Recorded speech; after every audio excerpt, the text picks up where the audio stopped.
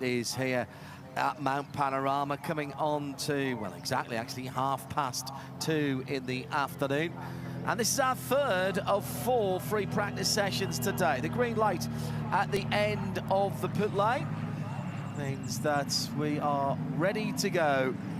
And this is the session where any driver is allowed to go out. We've had our first of what will be 2 bronze driver only sessions, which obviously precludes everybody going out because not all of the cars have a bronze driver. The full Pro Class cars have, well, actually some of them do have a bronze driver in them, but they're working the rules a little bit, which is something we'll talk about in a moment or two. Valentino Rossi, birthday boy, 45 years fast. Here he is today, and heading out onto the track for WRT. He is in the traditional colours of BMW Motorsport, which, rather like Martini, BMW M stripes, Richard Creel, cannot make a car look worse. You are accurate in that assessment. John Honoff, good afternoon to you. Hello, everybody. Whether you're here at the circuit, one of the many, many campers around the precinct, or joining us today, a host of school kids got the morning off. That never was ever presented to me in my school days, Garth Tander. Never an option. Would you kids like to go to a racetrack? Nah, never happened, and I'm still grumpy about it. So lucky kids got to come out here today. There are a heap of them walking around the paddock. It was outstanding. That's the scene in the paddock campground. There they are, look at that, enjoying it. Some of the new shade that's been installed on the pit straight for this year. This is an interesting session. It's another 40-minute session, which in the context of this event is not a long time. The thing to look at for this session is pit lane being a little busier. This is the first, what they define as a hot session, which means teams can go into full race prep mode from a pit stop point of view and actually put fuel in the car. So they can go through the full sequence of tyres, brakes if they want to, and refueling for the first time this weekend. So that is something worth it. Now, what you've just seen there, Garth Tander, jumping out of the seat, is something that I also never got to do. It's a circuit safari. Oh, my goodness. So a bunch of very, very lucky VVVIPs and a couple of journalists have been put in a van and are getting the full experience on the outlap of the practice session. This is not a Renegade vehicle on the racetrack. This is absolutely pre-planned, ready to go, course car behind it. That is potentially a lap record for a Mercedes Sprinter. I'll tell you that much. It's very popular in Japan, in all types of racing. And I remember the first time I saw it in the WEC at Fuji, it completely blew my mind. They're being guarded by a course car here because of the up and down nature and the reduced sight lines at Mount Panorama. At Fuji, it was 4 single-deck 52-seat coaches spread out, and the drivers were told, get as close to them as you can. I kid you not.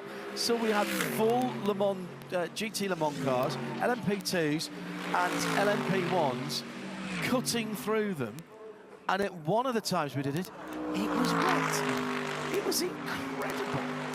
That's not been done here before, has it? No.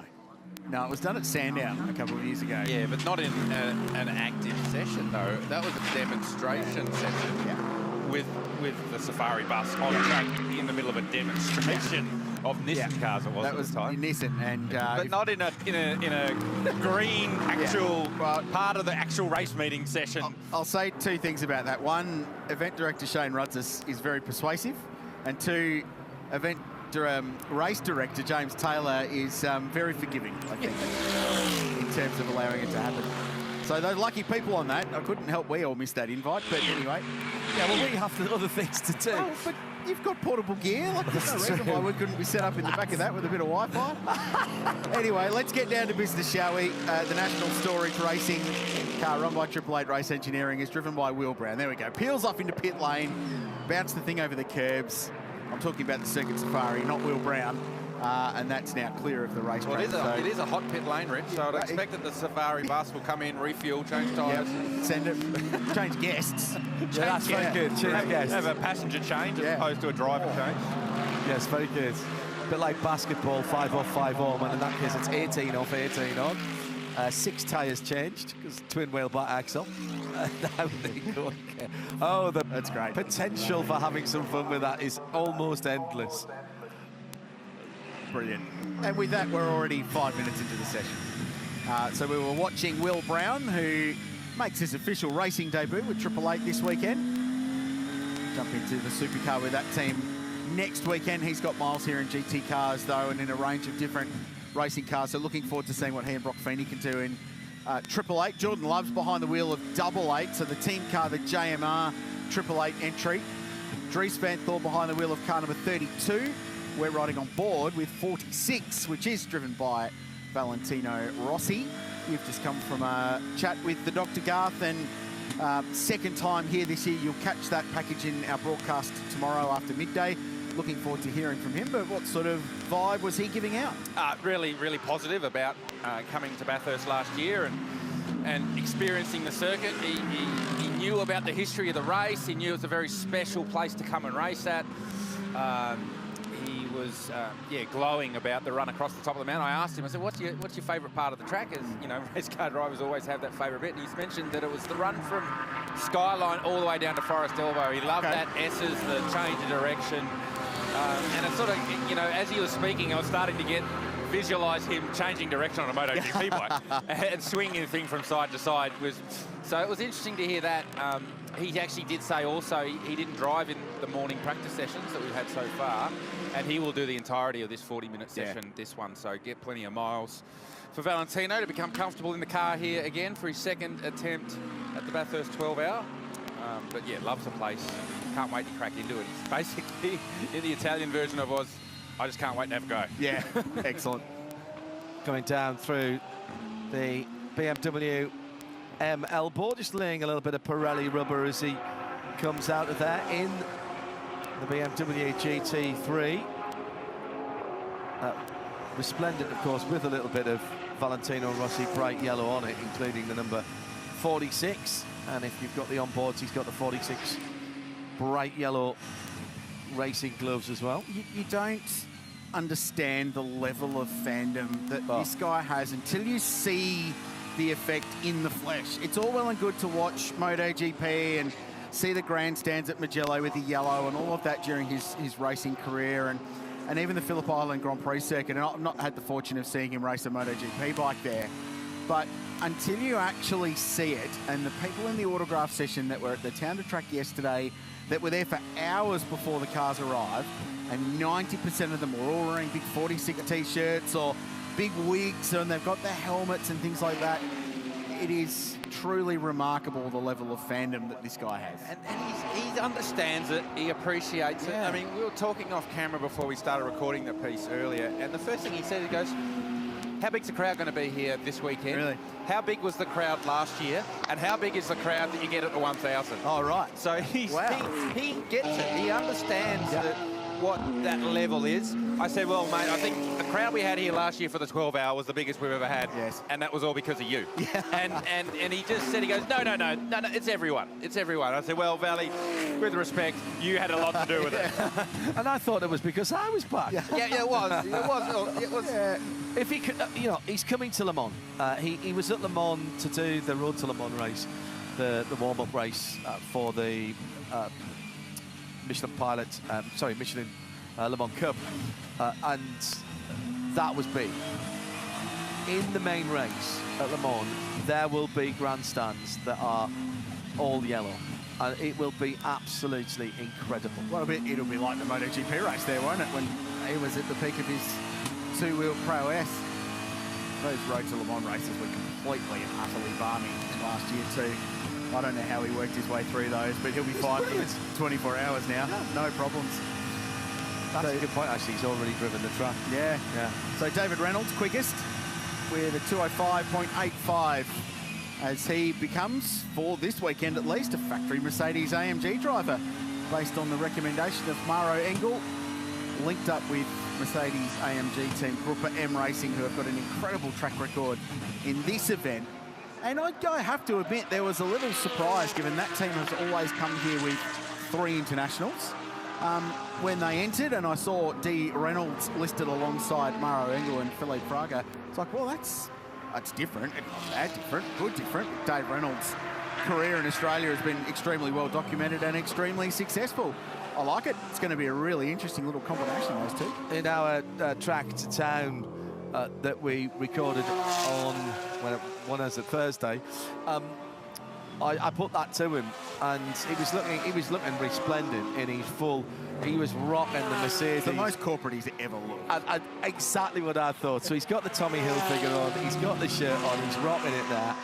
And I said to him, "You look good in that. You're not giving that back." And he said, "No." And there was some serious chat between him and I about the Nürburgring. No, and he wants to get his permit for the Nürburgring. And I think he's talking to Maro and AMG about that. Some dates for the Nürburgring have now come out for the NLS, the current version of that particular, or the races around the 24-hour race, including a double header on the 6th and 7th of April that will kick the season off, and we'll have coverage as ever for you across RSL in sound and vision leading up to the 24 hours. So that'll be interesting to see how that one plays out. One of two shell-coloured cars in the race, just coming to the end of its lap, and this is the Porsche version of the shell colours down in the final corner at Murray's now. Turns in a little bit of turning oversteer there, still maybe getting the Pirellis up to temp and pressure, although I say that with 11.5 minutes into this GT. Yeah, you would have thought with the track temperature being up that the tyre temp will be fine. It's probably actually going the other way now, John. The tyre is actually going over pressure. Very good. And getting some oversteer. We took the onboard shot from Valentino's car in the 46 BMW M4 and had big over rotation in the mid corner at the chase as he tried to flow speed through there. So just an adjustment from the teams and drivers to understand the track conditions, very much the conditions that we expect to have mid-race Sunday afternoon, and this is where you've got to do the grunt work in the race and have the car balance where it's not going to bite you. It's going to have a car that's comfortable and you'll be able to flow it through this section of the circuit. So whilst we're not expecting to see the Hollywood lap times, it's a very important session to make sure you have the car balance that you want. I know the start is spectacular and I know the finish is exciting, but I love the middle part of this race. I like seeing the race development if we're blessed with long green flag runs, where you see the drivers pitting themselves and taking a 10th here, half a 10th there, and all of a sudden two cars that went out together at the start of a stint, there's 20 seconds between them. And I love that part of the race. It's like, for those who follow cricket, it's day 3 of a test match. You know at the moment they're not smashing England it out test of the park. matches are normally over by day 3. We've either won or lost very badly. You know they're not smashing it out of the park. They're not wickets falling every 5 minutes, but you know what's happening then is vitally important to what happens on day 5, or in this case, in hour 11 to 12. Yeah. So Laurent Vanthoor goes fastest at a 2:04.85. Former pole position winner here in the Alan Simonson Pole Award. Was last here in 2020 driving a Porsche with Earl Bamber Motorsport with Earl Bamber and Craig Lowndes. Great to have him back. And for the second time today, the brothers are 1 and 2. This time it's Laurent's in front of Dries, but earlier today it was Kelvin in front of Sheldon. I was chatting to Kelvin actually, and he said there's a few people in this field in a little chat group, a WhatsApp group they've got going on, and at one point 4 members of that group were 1, 2, 3 and 4. I thought the banter was going to be quite good if that continued over the weekend. Spring in Shea, Adam, for free practice 3 sheets down in the pit lane. It's just clouded over a little bit, Shea. How's the temperature going? Hot. It is very warm down here, and I'm not just saying that because this is a hot session, meaning that you should be in your fire suits if you're going to be in the pit lane because of the live refueling and the tire changes. And I've seen a lot of pit stop practice so far up and down the pit lane. I've made it all the way down to Team 19, so one of our GT4 cars. Usefully, the number is 19. It's easy for us to remember. Wanted to chat with Adam Christodoulou. He's not getting out of the car just quite yet. And the reason I wanted to talk to Adam is because he is a factory Mercedes driver. Well, we don't think about the factory drivers not being in the factory cars, but that is what is in effect happening this weekend. Adam's driving a GT4 car. Well, he's normally the guy that they put in the big GT3 machine, so I wanted to ask him about getting past and all that, but it's going to have to wait at least a couple more minutes. His co-driver, Daniel Bilski, is ready ready to take over, but just not quite yet. Steer down there for Christo. There's another man who's expert around the Nürburgring, Nordschleifer.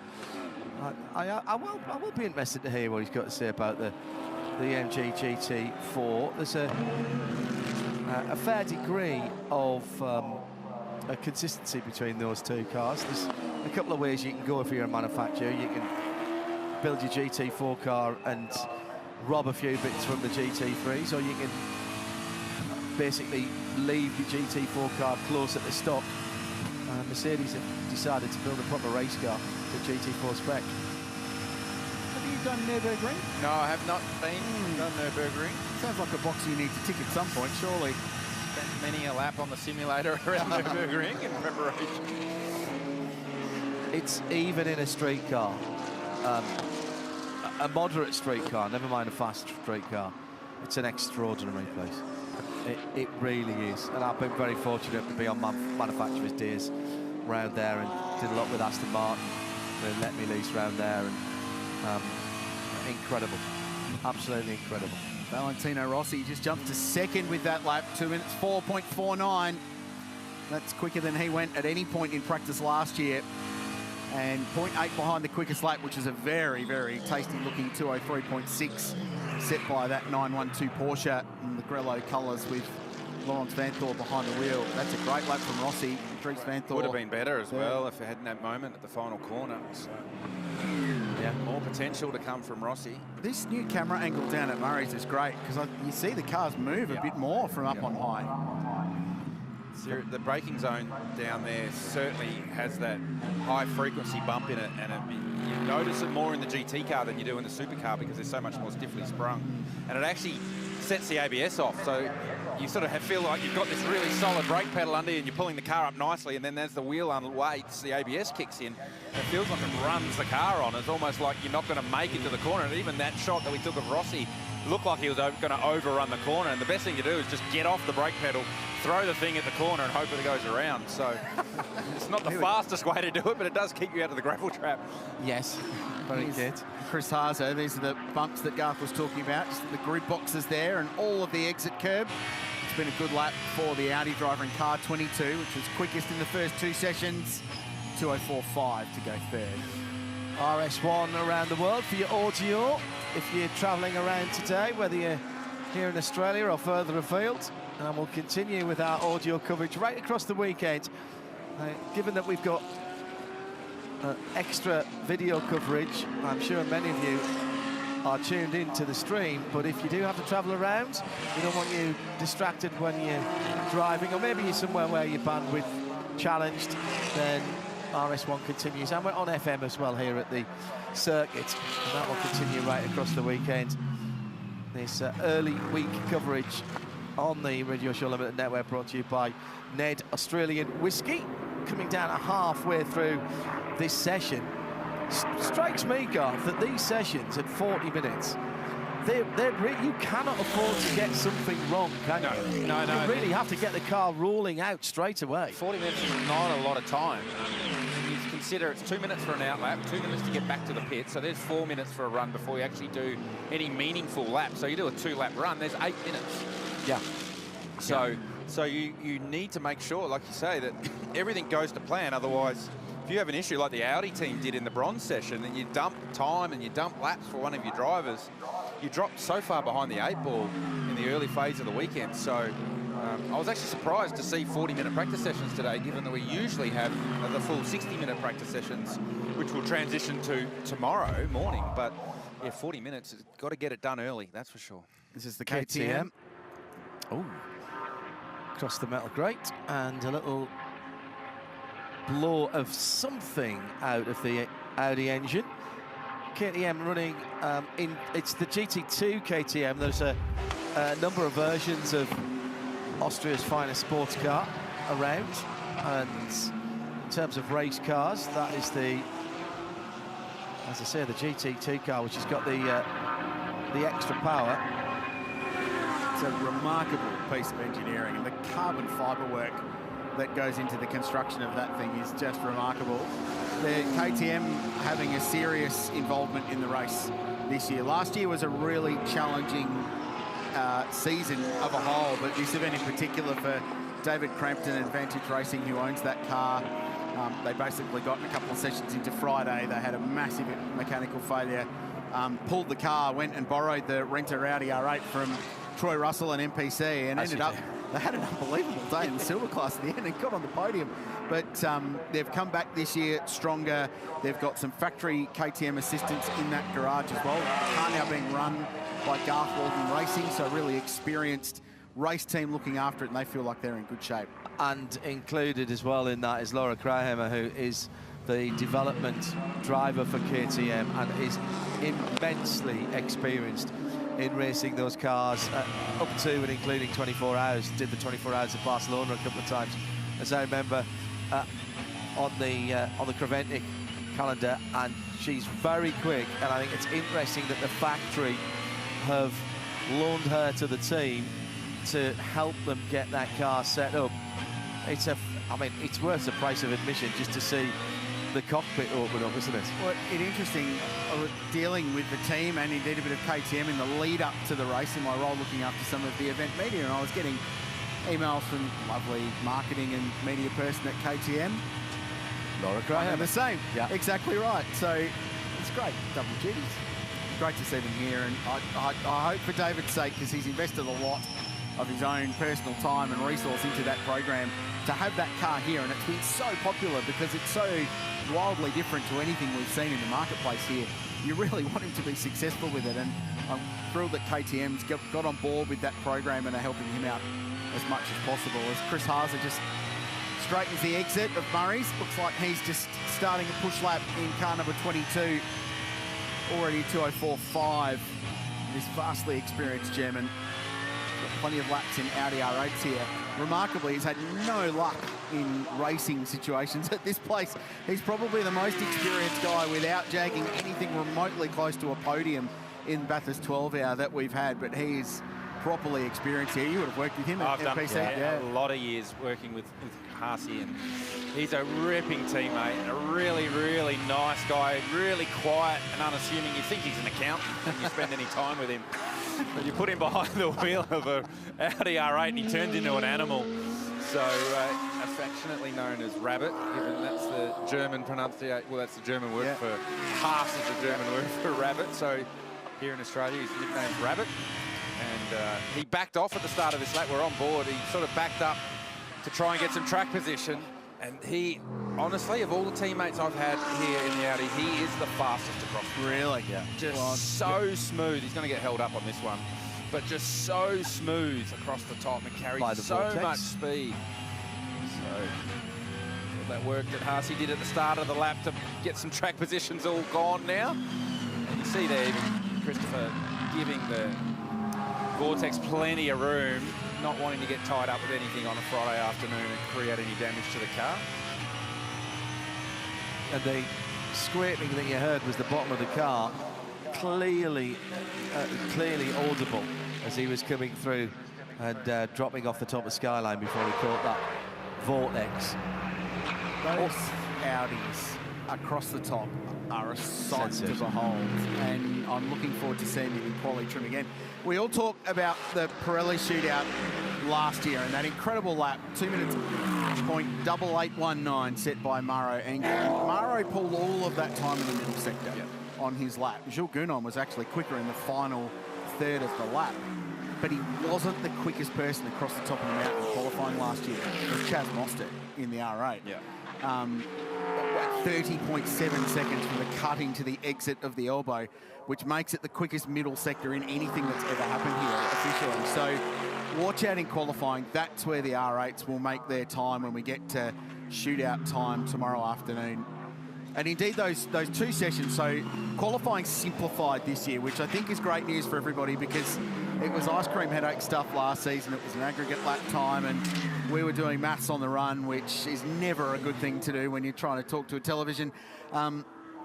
This year, practice 6 sets the top 50% and the bottom 50% for qualifying. Simple as that.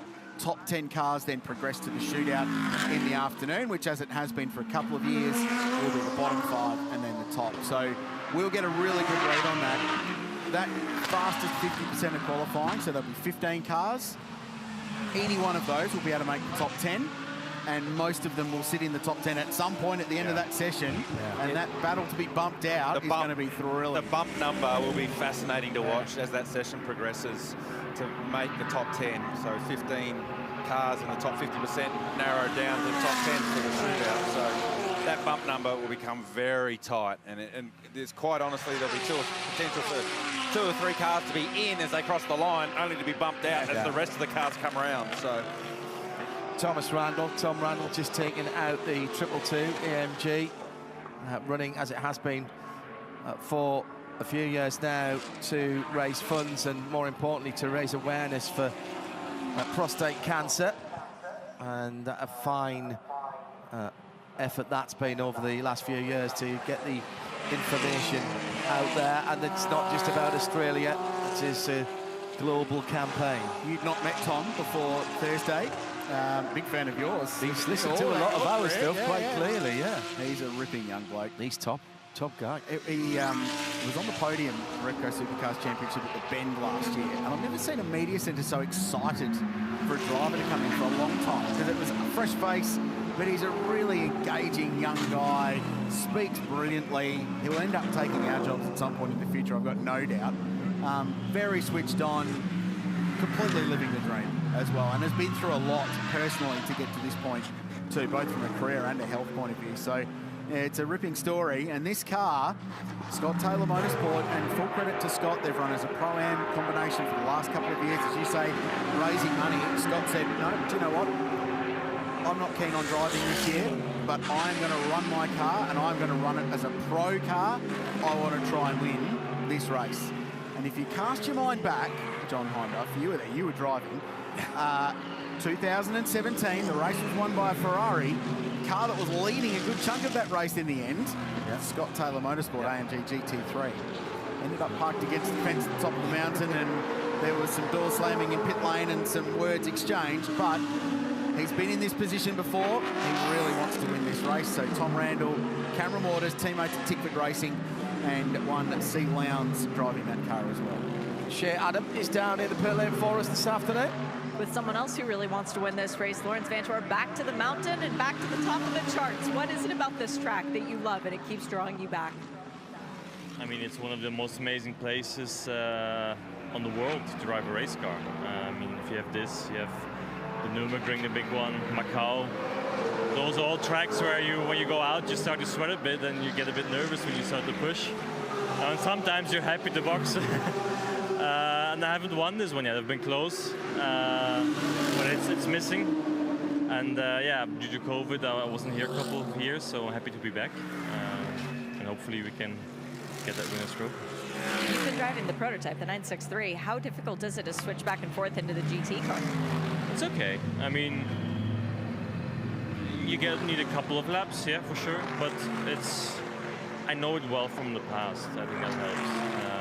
If it will be a new car for you, that will probably be different. And but yeah, I enjoy driving both, to be honest. So although a 963 around this track would be pretty cool as well, I think. But it's not that big of an issue to change it. Critically, you've already gotten a win in the new spec car in a 12-hour race, doing it at Sebring last year. How similar do you think the car is with the setup and the progression that you've had over almost a year of development to the car you had at Sebring? I think it's quite different because obviously IMA Manthey, they did a lot of work last year and had a lot of success in DTM and got to know the car a lot better. Back then it was pretty much a new car. So I think they're quite sorted. Let's see if it's enough. Guys, you talk about great race winners. Lawrence Vantor has won just about everything. As you mentioned, he's still missing Bathurst. Good luck getting that this year. And he will not. I'll do my best. He will not rest till he gets it. A 963 around here. Please. It's nonsense. No, it's not. It's so, those cars are so big. They really are. We're not going to race them around here, John. We're just wanting to do some laps. Oh, okay. So I thought you were suggesting we were going to have a round of WEC round here. Well, now you mention it. Well, I know that Tom Moore of Porsche Motorsport North America is tuned in, one of his favourite races. Tom, thanks for the comments on the earlier session.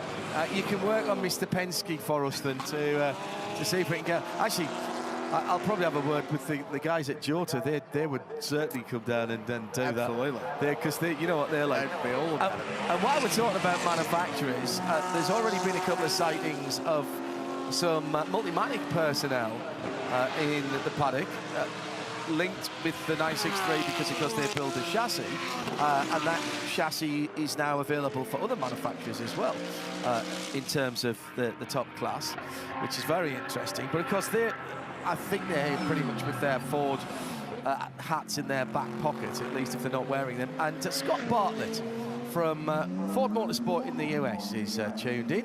Hello, Mr. B. I hope you're enjoying what we're sending out to the world, and would like to see you here next year. It's up at the cutting.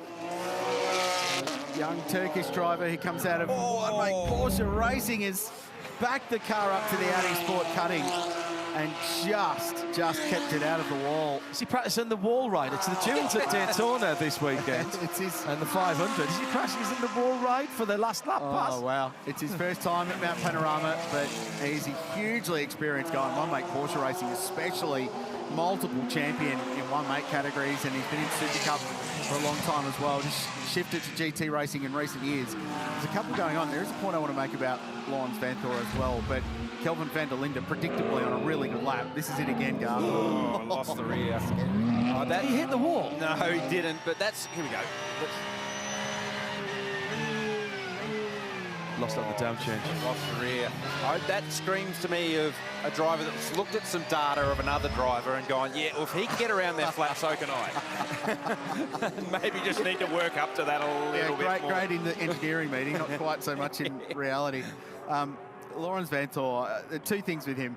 The Audi one year, they were significantly down on straight line speed, and his solution to that was just drive harder across the top. And there was one moment where he had the thing on the rack stops at McPhillip Park, full sideways. The other one was the end of the 2015 race, the Phoenix Racing Audi, where his solution to try and get himself onto the podium, having spent 10 laps bottled up behind a freight train of cars and not been able to pass, was just his barrel around the outside at the elbow. It was that battle with Stefan Mucker at the end of that remarkable race. And Matt Bell in the Bentley. I think he was sick of the Bentley blocking, so he just went utter commitment, fearless driving. And the Belgian, who makes his 7th 12-hour start this year, it's great to have him back and great to hear his passion for it. Tidy entry into the pit lane by Valentino Rossi in the BMW M3.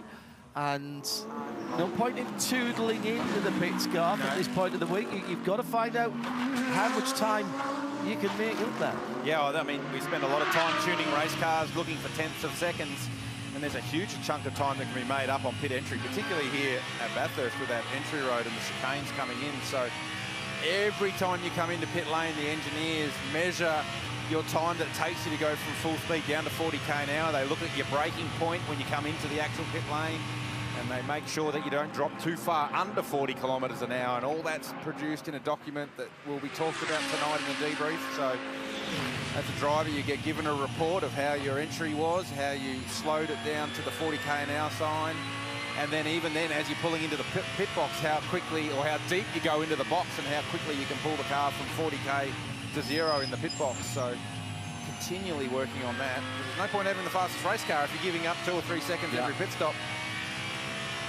The great exponent of that going down through the years was Michael Schumacher. Yeah. He was incredible on the in and out lap. And coming into the pits, he would practice relentlessly in the early parts of the week. If he trashed a set of tyres doing it, well, so be it. There's a lot of cool things to watch in motorsport, but watching an F1 car attack the speed limit line, just using every, the most high-performing racing cars in the world in every aspect, watching them use everything they've got to go from a million miles an hour to 60 or 40 or whatever it might be at the various tracks is pretty special. So Kelvin van der Linde pounding round, the 7-year-old South African, still 4th at the moment, but still the quickest driver overall today. The only driver into the 2s so far, since 4th. This is the KFC Audi, the sister car with Marcus Winkelhock behind the wheel. He's just punched out a 2:04.6 to go 7th quickest, and great to see that car running well after some sensor issues in practice 2 earlier this morning. Just looking at the 992 Porsches climbing the hill through cutting there and heading up to the top of the mountain. These cars are getting bigger and wider, aren't they? Yeah. They can't get much bigger. They really cannot get much bigger. It's never been easy to pass here. But watching the combined saloons earlier on in an old E30 BMW going around, it's about 2/3 of the width of these cars. These are big old beasts to be throwing around, but my goodness, they're spectacular. A lot of chat in the paddock between practice sessions where the Porsches look like the ones with the most potential at the moment. So a lot of the rival manufacturers are all looking towards Porsche as being the mark to keep an eye on over the course of the 12 hours. That is a new car this year for this race. To this event, that's correct. So even the previous generation car, the Pro-Am car, is looking very, very strong. And this one, Harry King, aboard that at the moment, who turned up at Bathurst last year in the Carrera Cup race, never seen the joint before and went on to win. Clean swept the weekend, That's didn't he, Harry. Rich? Did, yeah. That's Harry. And at the time, I thought, that's strange. Why would you come down just to do a Carrera Cup race? And then you see the entry list for this weekend and you go, that makes a bit more sense. Let's head back to Shea, Adam. We've got just under 4 minutes to go before the checkers come out on FP3. Where have you made your way down to now, Shea? I came back down to Team 19 to grab a word with Adam Christodoulou, and in doing so, I actually noticed something interesting because Valentino Rossi was practicing coming into the pits. Now, this wasn't a practice pit stop. This was an opportunity for the team to time the distance between coming into the pit lane, triggering the pit in, and then how long it takes to trundle down at the pit lane speed limit to get to the pit exit, because there is a minimum mandated time for the event this year. That's something else that we've got to talk about. We keep latching up these things that we have to talk about as the sessions go on. Let me see if I can jump in with Adam. Hello, my friend. I last saw you on the other side of the world. Welcome to Mount Panorama. How are you finding it in a GT4 car? Yeah, fun. It's been a few years since I've been here. So last time I was here was in 16, and it's great to be back. It's been a while, and I tell you, it's still as scary as I remember it at the top of the mountain. But no, I'm just really happy to be here, and so far so good. Everything's going well. We're just working, like I guess everyone, on setup. I think the track's going to come towards the cars, and we should start to get quicker. But yeah, it feels like home back in GT4. Well, yeah, and I mean, the Team 19 entry is only one of 4 GT4 cars, so on paper, good odds for a podium. But you do have a lot of work to do, and you've got a lot of cars that are going to be passing you. So how does your GT3 expertise help with that and allowing cars to get by when you want them to? It's going to be difficult because, like, once you're up in the mountain, like, realistically, there's almost one lane all the way through there, and those GT3 drivers are speaking from my own experience. Of course, they will do anything to get past without losing any time. And so I remember last time I was here, like, it's super difficult through the top, and some of them are super aggressive, but it's one of those, you've got to keep one eye on the mirror at all times. And obviously when they are behind you, you just got to push as fast as you can so you don't hold them up. But I guess it's going to be the same for everyone. They're always going to want to overtake as they come over the brow, because of course the next 4 or 5 corners you can't do a thing, and that's, for them, it's frustrating. It's the same for us at the Nürburgring. Like this, it's like an intense part of the Nürburgring. So and we have it there where you're just trying to thread your way through as smoothly as possible. Genuine question though, does it help that you have so many friends wearing the exact same logo in those faster cars? They might give you a bit more space, whereas perhaps some of the other brands wouldn't. I've got a feeling, if anything, they'll be screaming louder for us to get out of the way.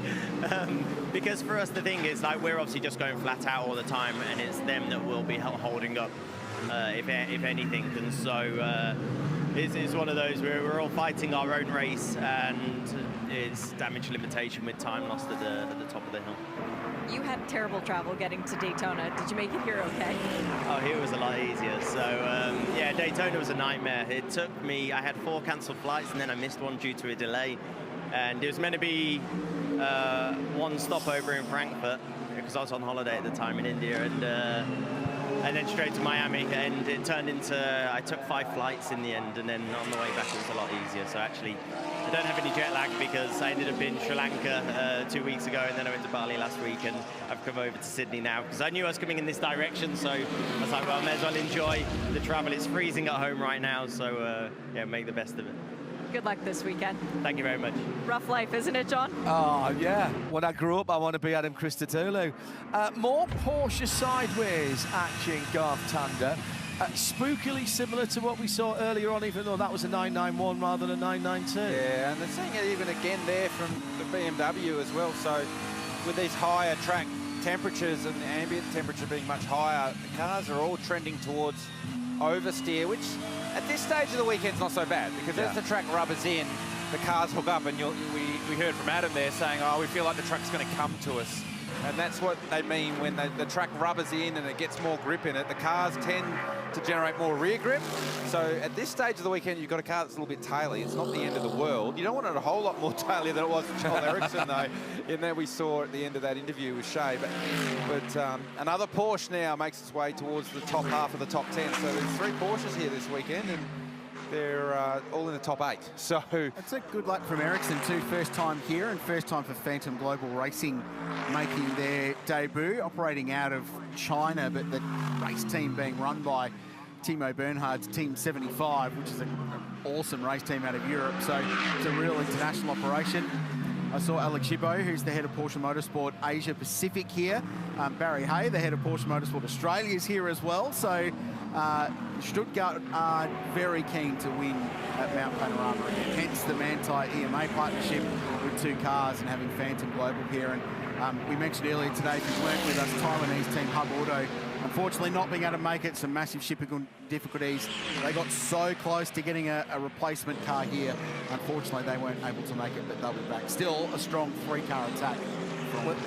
We had Alex Gibbo, he was here at Bathurst, but ringing a midweek motorsport on Wednesday when Krilsey and I were doing it from the press room. He is absolutely on fire for this race. Head of Porsche Motorsport Asia Pacific.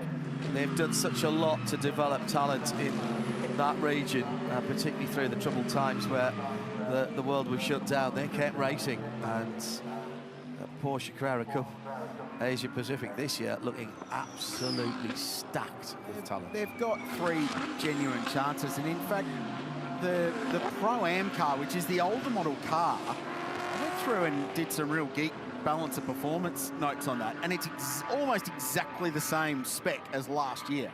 So the performance of that car, in theory, shouldn't be any different to what it was, getting the new tyre right aside, than it was. That's the Shell V-Power car we're talking about last year. It's a car that finished second outright. It did ones in the final stanza of the race. It is a very good race car, and with someone like Harry King behind the wheel, you mentioned his success in Carrera Cup, again, you get that car as a Pro-Am car, you get them to the end, and that battle for the win at the end of the race on the lead lap, they are as good a shot as anybody else. But it will be their teammate, the Grello Manthey EMA Porsche, that ends up on top at the end of a very rapid practice session here at Mount Panorama for the Repco Bathurst 12-hour practice number 3 complete. And into the 3s again in that session for Laurens Vanthoor it was, who did the time. Brock Feeney and Will Brown in the end for National Storage Racing. The 888 car popped up to 2nd. Porsche in 3rd. Eriksson did the lap there. Valentino Rossi's time from early on. Stewart P4 for the Doctor, the birthday boy as well. Mara Engel for Gruppe M popping up there as well. So the blue numbers on this timing screen donate silver class entries. So the Kondouris brothers with Davey Russell and former race winner Jono Webb in 13th. Heart of Racing by SBS on top in Pro-Am. Good performance by them.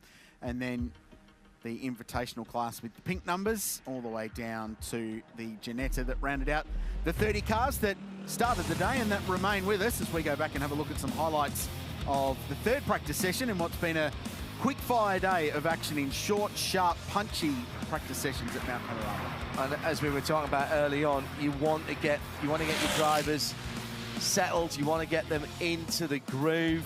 Mara Engel doesn't need much teaching about how to go around here, but even that, you want to get a couple of laps under your wheels, get some Ks under your wheels, Garth, and feel like you're part of the event. You've done all the PR stuff leading up to this. Yeah, you just want to get some laps in today, some good, solid, clean laps, so that when you're going through the data tonight, going through the vision, and you lay your head on the pillow to go to bed, you can just have a bit of a clearer understanding of what lays ahead of you tomorrow when it starts to get a little bit more serious. So for drivers like Maro Engel, who we know is going to be fast tomorrow when it really, really matters, it's just a matter of just preloading a little bit of information as a race car driver. So the rest of the teams that have got combinations here with, you know, drivers that are here for the first time, for example, that they are a platinum or a marquee driver, they need to find the limits exactly like what we saw here with the Mente EMA Porsche, just looking for the limit, maybe just stepping over a little bit there on the entry to the cutting and getting away with it. So it's just building that database today, not doing anything silly. Still continue to now go 3 sessions in with no red flags, no real incidents to speak of. He said it, not me. Touch wood, boys. So far, so good. Yeah, Chan Guven, totally broadside, going up into the cutting and just staying out of the wall. He'd have made himself a bit unpopular if he'd clipped that, but he survives, no harm, no foul. Doesn't get away with it because we've got video today and everybody saw what happened. Bit of a storm front heading this way. We'll keep you appraised of that as we go through the afternoon. One more 40-minute session to come this fast Friday in our early week coverage with Ned Australian Whiskey on RS1, part of the Radio Show Limited network of audio and video channels. That will be bronze drivers back in the cars. So a slightly reduced number of cars out on track, giving them the opportunity to fine-tune themselves and maybe just peak their performance and, more importantly, their confidence as we go into Saturday. Just trailing ahead a little bit for Saturday. The 2 Saturday morning sessions, again, we'll have those on the World Feed stream and here in Australia before we start our network television coverage at midday Bathurst time here on Saturday. So plenty to look forward to. We are going to step away for a moment or two and start scratching our heads and crunching some numbers and working out where the advantage, if there are advantages to be had, try and work out where they are as we continue with our Friday coverage here at Mount Panorama Bathurst for the 2024 Repco Bathurst 12 hours. See you soon.